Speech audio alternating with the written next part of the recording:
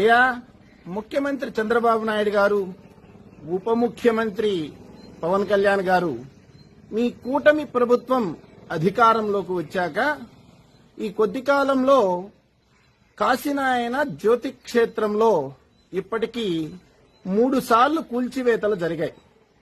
మొదటి 2 సార్లు కూల్చివేతలు జరిగాక మా దృష్టికి వచ్చినప్పుడు మేమేమనుకున్నామంటే, ప్రభుత్వానికి అనేక సమస్యలు ఉన్నాయి, మనం కొత్త సమస్యను సృష్టించకూడదు, పాలకులు ఆలోచన చేస్తారు, సరైనటువంటి నిర్ణయాలు చేస్తారు అని మేము ఆశించాం. కానీ దానికి భిన్నంగా 3వసారి వచ్చి మరికొన్ని నిర్మాణాలని కూల్చివేశారు.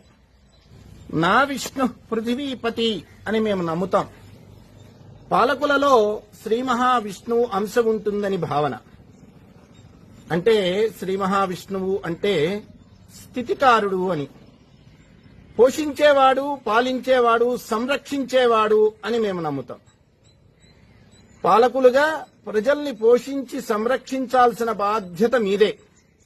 అయితే కడుపున పుట్టినటువంటి బిడ్డలు పట్టించుకోకపోతే, అన్నం పెట్టకపోతే ఆశ్రయమిచ్చి వాళ్ళకి అన్నం పెట్టి పోషిస్తున్నటువంటి కాశీనాయన క్షేత్రం మీరు చేయాల్సిన పని చేస్తుంది అని మీకేమైనా కోపం వచ్చిందేమో మాకు అర్థం కాలేదు.